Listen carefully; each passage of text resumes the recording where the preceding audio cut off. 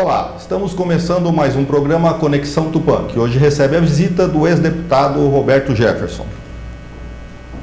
Um prazer recebê-lo aqui em Tupã. Qual o motivo da sua vinda aqui? Prazer estar em Tupã. Prazer, Eduardo. Conexão Tupã. Prazer falar a vocês. Nós estamos aqui, houve um evento na Câmara de Vereadores para empossar os diretores regionais e municipais do PTB afrodescendente. Há um coordenador regional aqui, que é o professor Anderson, e ele fez esse evento trazendo das cidades vizinhas e de dentro dos bairros da cidade de Tupã, os dirigentes, os organizadores do movimento. E nós viemos para dar posse. Muito bom, aliás, o evento foi muito bom. Muita gente e muitas pessoas gabaritadas, qualificadas, muitos idealistas assumiram o comando do PTB Afro. O PTB Afro é um movimento novo dentro do PTB. É um movimento antigo, mas que vivia como um ser inanimado. Nós tínhamos no papel, no estatuto do PTB, mas não tínhamos ainda uma manifestação de vida do PTB Afro. E em janeiro do ano passado, janeiro de 2016, já tem 2 anos, um grupo veio para o PTB, tocar o PTB Afro, o Carlos Santos, o pastor Adamo Rodrigo e o Albert Silva, um pessoal assim,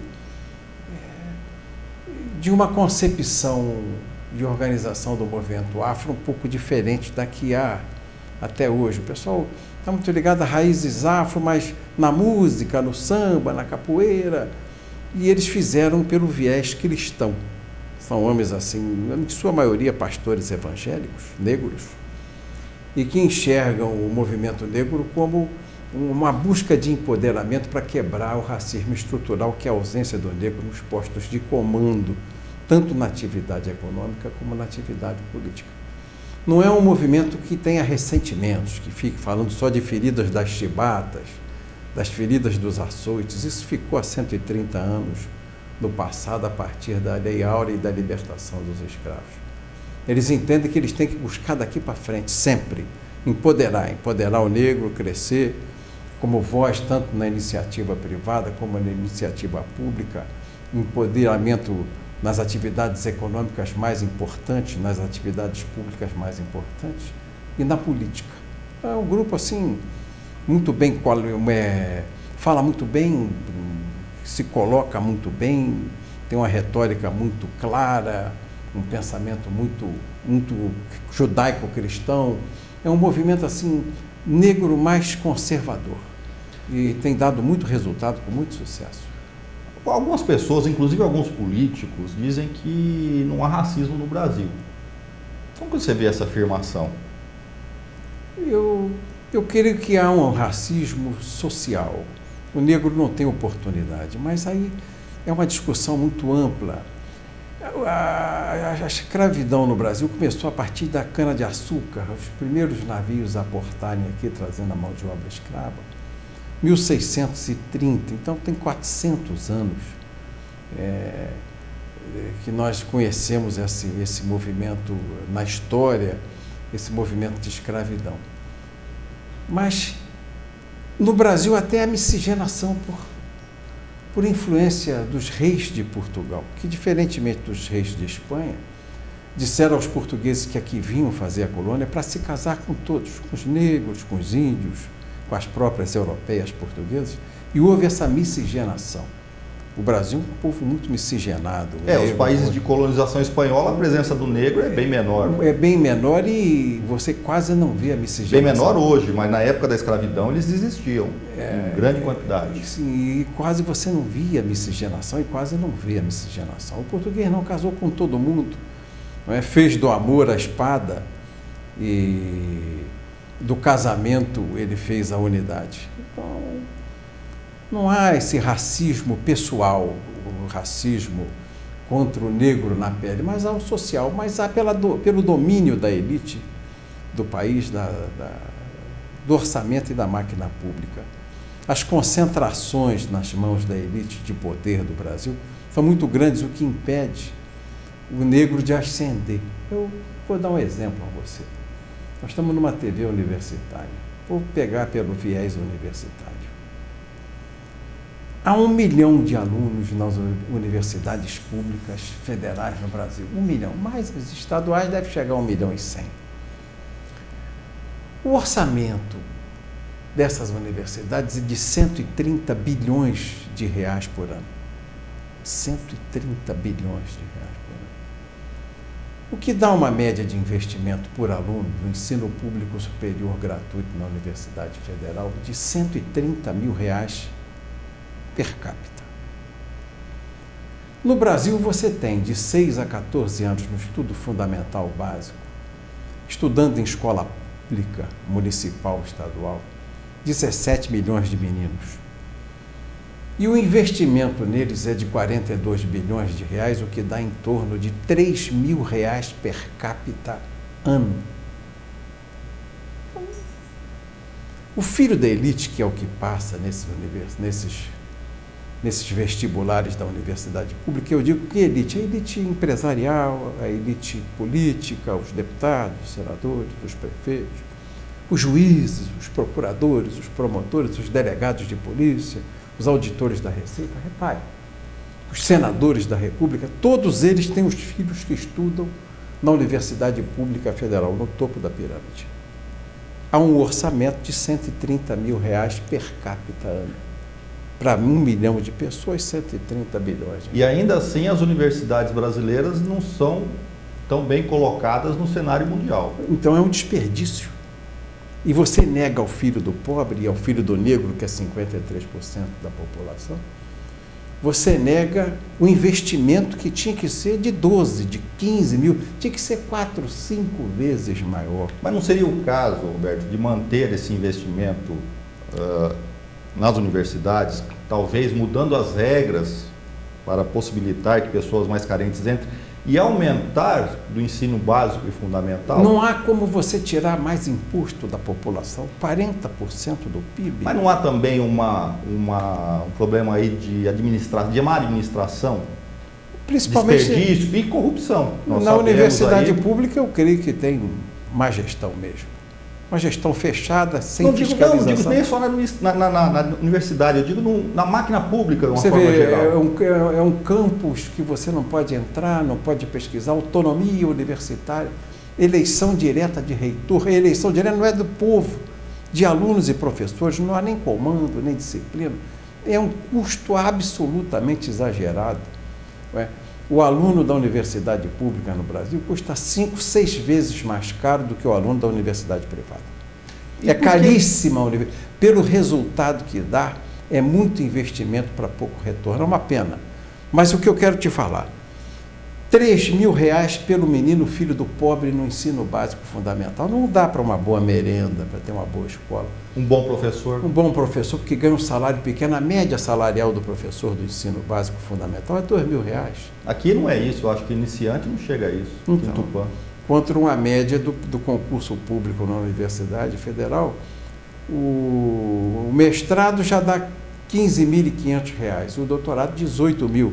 São salários que chegam até 33. Quer dizer, é um absurdo a discriminação que se faz na base ao filho do pobre.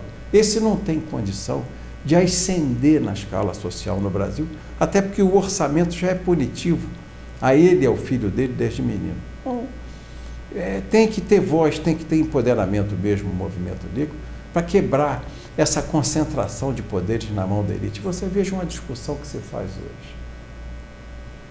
Tem 38 milhões de brasileiros com carteira assinada. São os últimos dados do CAGED publicados essa semana pela imprensa nacional. A média salarial é de 2 mil reais. A média. Tem gente que ganha muito menos que isso. Tem gente que ganha 1.000, o salário mínimo, 900. Tem gente que vai ganhar 20. Você pega os grandes salários, 20, 30 mil reais da iniciativa privada, dos diretores, gerentes de grandes empresas, até o salário do faxineiro e da faxineira. Dá 2 mil reais. No serviço público federal, esse dado eu tenho porque eu estava cotejando, me preparando para esse encontro no dia de hoje, você tem 10 mil reais de média, 1.300.000 ativos no serviço público federal, com R$10 mil de média, dá 5 vezes a média do salário do trabalhador da iniciativa privada. Não quero nem entrar no aspecto da aposentadoria, que é outra distorção monstruosa que se dá. Então você veja, em qualquer lugar do mundo, vamos falar dos países mais desenvolvidos na Europa, ou se não os Estados Unidos aqui na América, a diferença máxima que há entre um salário público e um salário privado é de 15% a 20%. Aqui no Brasil são 5 vezes mais a diferença na média, dá 500%. Quer dizer, é uma gravíssima distorção. E isso é que tem onerado muito as contas públicas e não sobra para esse investimento que você me perguntou, para o filho do pobre na escola fundamental. Então, essas coisas, o Brasil agora, nessa época da informática, da discussão, da velocidade da informação, tem que começar a discutir para priorizar qual é o caminho a seguir.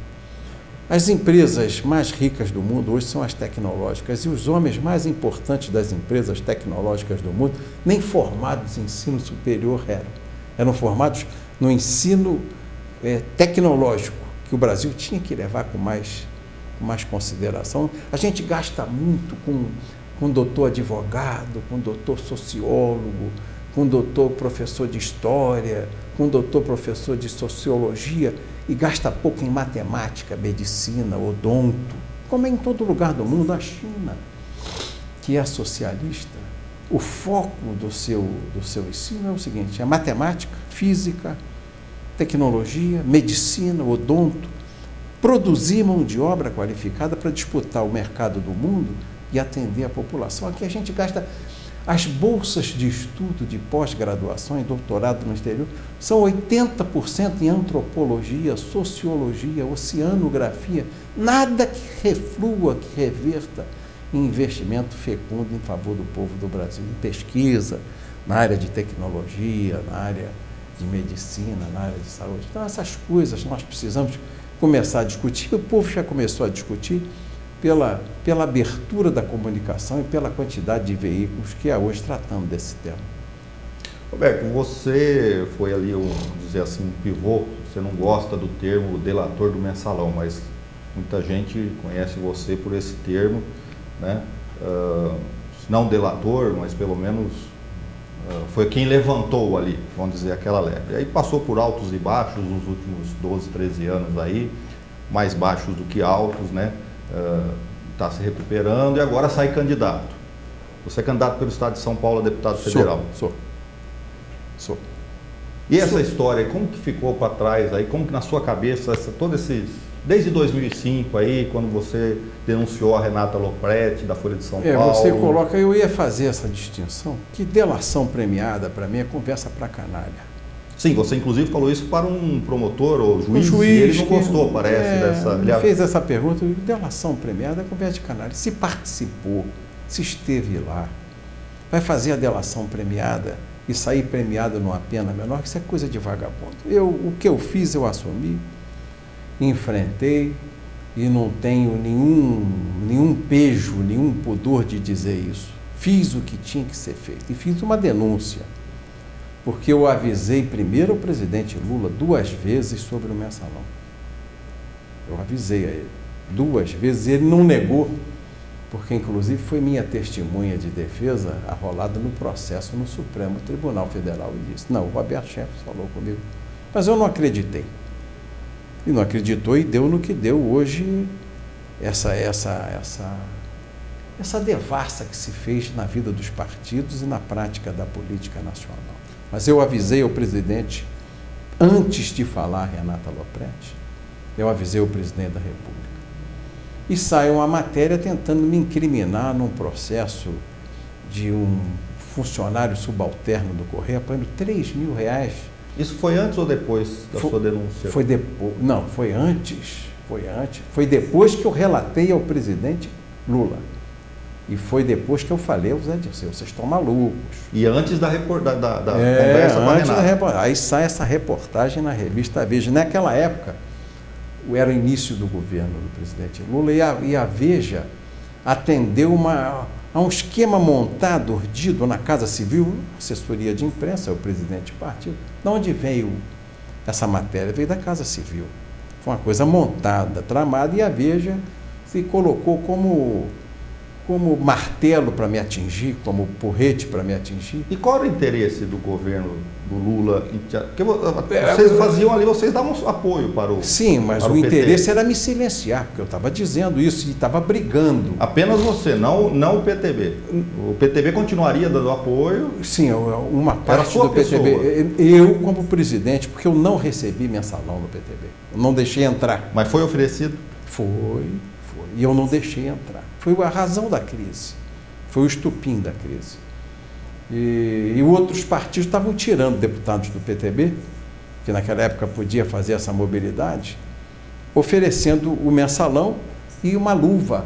Davam dinheiro ao cara, assim, 200, 300 mil reais para trocar de partido, depois de 30, 50 mil reais por mês de mensalidade para a pessoa trocar de partido. E esses recursos chegavam ao Congresso através do Delúbio. Era o Delúbio que era o tesoureiro. E eu disse isso ao presidente Lula. Presidente, aqui, o Delúbio e o Genuíno ficaram malucos. Porque eu tenho 6 mandatos de deputado federal e nunca presenciei. Você foi eleito em 82, quando teve a primeira eleição para governador após o golpe militar. A primeira após... Ininterrupto, né? De 83 até 2005 foi deputado após o regime militar foi a primeira eleição de mamanda caducando, né? De governador a vereador. Foi uma eleição geral mesmo. Elegeu-se senadores, elegeu-se deputados federais, elegeu prefeito de capitais, prefeito de capital, de vereadores na fronteira, todo mundo. Era de mamanda caducando, de boi velho a boi novo. E o que mudou na política nacional de 2005 para cá, com exceção do mensalão, tirando o mensalão, eu penso que é diferente hoje? Que a gente continua vendo escândalos, né? Eu acho que é mais consciência nas pessoas para praticarem menos equívocos. Há equívocos ainda, mas as pessoas estão mais patrulhadas, mais controladas. A internet está mais presente que há 13 anos atrás? Pois é, e a imprensa está tomando conta, né? A imprensa está muito focada, o Ministério Público. Então, as pessoas, até por medo, têm agido com mais cautela. Não têm feito aquelas coisas desabridas e enlouquecidas que houve à época do governo do PT e do presidente Lula. Mas já havia antes, ou talvez um aumento na época do PT, mas eram práticas... Em menor proporção. Eu posso te dar um testemunho histórico, porque eu sou deputado desde o presidente Figueiredo. Coisas que eu não vi nesses governos todos, eu vi no governo do PT. E o que eu posso te dizer mais? Sempre houve, por exemplo, o uso das empresas estatais na política é sempre para financiar partido. Você vê a luta dos partidos para botar um presidente de estatal, um diretor financeiro, um diretor comercial. Não se explica. E com o objetivo claro é de fazer um braço financeiro dentro da empresa estatal, desviando recursos. Isso tanto na atividade sindical, corporativa. Você olha na Petrobras, o Sindicato dos Petroleiros atolado no escândalo da Lava Jato, porque também estava lá indicando diretores, fazendo a mesma coisa que a classe política fazia. Então, as estatais sempre serviram para abastecer os cofres dos sindicatos corporativistas e dos políticos de partidos que apoiam o governo, desse grupo de adesão, do grupo de apoio do governo. E isso agora tem assim... ninguém escapa à fiscalização mais. Então, todo mundo que se arrisca a fazer uma tolice dessa, se arrisca a sofrer um momento ruim, tomar um contravapor. E como você vê as eleições de 2018? Quem pode sair vitorioso, tanto no governo do Estado de São Paulo, no governo do Rio e na presidência da República? Vejo o Márcio França muito forte. Não sei se o PSDB, através do prefeito da capital, vai conseguir derrotar essa aliança grande que tem feito aqui o vice-governador do estado, não é? Mas me parece que vai ficar por aí, entre o Dória e o Márcio França, a eleição, tanto no primeiro como no segundo governo do estado, São Paulo. No Rio, Eduardo Paes me parece o candidato mais forte. está deixando o PMDB, deve definir agora, no mês de março, um novo partido. Me parece um candidato mais forte, o ex-prefeito da capital. E para o presidente? Para presidente, você tem aí nomes colocados do presidente Lula, do Bolsonaro. Lula, aparentemente, não poderá ser candidato. Mas esteja preso ou esteja em liberdade. Me parece que o mais forte candidato vai sair de São Paulo e é o governador Geraldo Alckmin. E o Bolsonaro vai desidratar, como alguns preveem, não ou tendo, não pode não, ir para o segundo turno? Se você diz que a tese fracassa, que é o presidente Lula, a antítese sucumbe. Ou seja, Bolsonaro só vive contra o Lula. Lula existe. Ele fez o discurso todo contra o presidente Lula. Saindo o presidente Lula, o discurso cai no vazio. Você já disse que presidência não é para amadores. No caso, Bolsonaro, por não ter ocupado outro cargo, não ser deputado, estaria colocado como um amador ou não? Nunca mostrou-se como um executivo. Porque ele é do mesmo estado que você, sim, parlamentar como você, do Rio de ele Janeiro. nunca foi executivo, nunca foi. Sempre foi deputado federal. Ele não foi prefeito, ele não foi governador, quer dizer, ele não mostrou capacidade de governar. Porque é diferente você ser deputado, ter um grupo de pessoas que apoiam você, proporcional, é um grupo proporcional de pessoas que creem nas suas convicções, nas suas ideias, mais à esquerda, mais à direita, mais ao centro, nas suas atitudes. O chefe de executivo que tem que agregar forças, trazer gente para o seu lado, juntar muitas pessoas nas suas atitudes e nas suas ações. E eu creio que a capacidade de agregar do Bolsonaro é muito pequena. A experiência dele de coalizões é muito incipiente, é muito primária. Ele não tem condições de governar. E ele já disse várias vezes que, se eleito, ele fecharia o Congresso, ou 2 vezes em entrevistas, inclusive, ao jornal A Folha de São Paulo. Então é uma coisa assim complicada, um homem que vem pela via democrática para tentar contra a própria democracia, é complicado. Então, eu não torço para ele, não. Eu torço para um homem que já é testado, conversa em todas as correntes, que vem assim no arco de apoio eleitoral, que se traduz mais no sentimento da opinião pública nacional, do centro-direita até o centro-esquerda, centro-direita, centro-esquerda. E parece que o Geraldo Alckmin é o candidato mais apto a enfrentar essa batalha. Porque o Congresso tem seus problemas, sabemos de todos eles, ou de quase todos pelo menos, né? Mas a questão acho que é você melhorar o Congresso, não é você fechá-lo. Pois é, e fechar é um desastre, porque você atrasa o país, né? Ninguém faz com a conjugação, ninguém soluciona conflitos pela força. Dentro de casa, se você tentar todos os momentos solucionar conflitos pela força, você destrói a sua família. Você tem que ter habilidade de recuar. Ora, você tem que ter a mão mais forte, mas tem sempre que buscar conciliação, arrumar, ajeitar, acomodar a vida, porque a vida não pode ser feita de choques e de guerras. Tem que ter na construção tem que ser a pacificação. Não existe milagre, não existe caminho fácil, né? Essa é a verdade. Não, e tudo tem que ser paciência. A educação do filho é paciência. Você tem uma família, 3, 4 filhos, um rapidamente se adequa, se ajusta, é bom aluno, comportado, o outro dá problema, e não gosta da escola, e gazeteia, e já começa a fumar cedinho, já começa a beber, começa a arrumar problema. Você tem que ter paciência, conversar. Se tratar com violência, você vai perder completamente a condição de influir positivamente na vida dele. E a economia? O que você acha que deve ser feito para melhorar? Está começando a sair da crise. Nós temos que reduzir o tamanho do Estado. Eu sou privatista e penso que nós temos que passar aí por uma grande privatização dessas empresas estatais. Há alguma empresa que você seria contra a estatização? Não, essa é estratégica ou por qualquer motivo vamos deixar? Eu acho que você pode privatizar todas as empresas, à exceção do Banco Público, que é o Banco do Brasil. Inclusive Petrobras também. A Petrobras é um grande problema, assim, perante a opinião pública, né? Você veja... A privatização dela, muita gente é contrária. Mas o povo tem que pensar o seguinte, foi estatal, sempre deu prejuízo, a conta é paga na gasolina. Hoje 1 litro de gasolina está R$5. É mole você permitir o uso político da empresa e financiar nas costas do povo o uso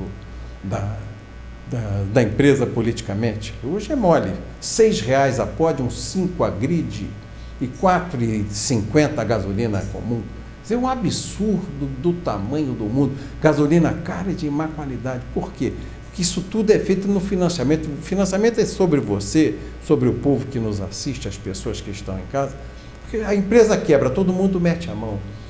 Antes da Lava Jato, o valor de mercado da Petrobras eram 400 bilhões de dólares, até que essas coisas se tornassem conhecidas.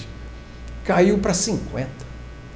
O valor da empresa caiu 8 vezes depois da exploração devastadora que houve pela classe política e pela classe sindical, que a gente não pode deixar de fora. Os petroleiros não podem ficar fora disso. Eles têm sua cota de responsabilidade. É o uso, a manipulação da empresa. E só numa empresa estatal que isso acontece. Não aconteceria numa empresa privada, porque o conselho de acionistas não permitiria uma barbaridade dessa. Roberto, você falou aí da gasolina, do preço da gasolina, me lembra moto. Moto é uma paixão? Ah, isso desde menino. Que moto você tem? Uma Harley? Eu tenho uma Harley, tenho uma Fat Boy. Adoro. Você, pelo jeito, viaja bastante, aí 600 quilômetros. Já viajei muito. Hoje viajo menos. Em função dessa cirurgia que eu fiz, eu fiquei com mais limitação de capacidade física. Não é qualquer comida que eu posso comer. Então, aquelas viagens longas, viajar para a Argentina, para o Chile, para o Uruguai, para o Paraguai, essas viagens de 5, 6, 7 dias de viagem. O corpo já sente. É porque eu não tenho o que comer no trajeto.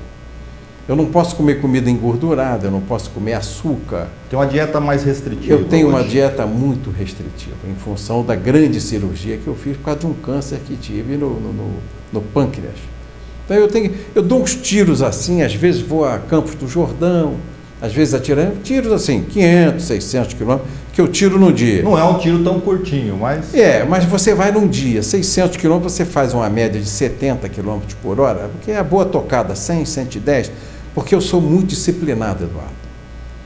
Eu proa sul, 100, 110, 120, 100, 110, 120. A minha tocada é essa. É uma velocidade que rende e é segura ainda. Acendeu a luz do céu, eu boto a moto na estrada. Apagou a luz do céu, eu guardo a moto na garagem e vou descansar. Então, de 6 às 6, de 6 às 18, dá uma tocada aí de 10 horas, porque você para, abastece, come um pão de queijo, toma um Guaraviton.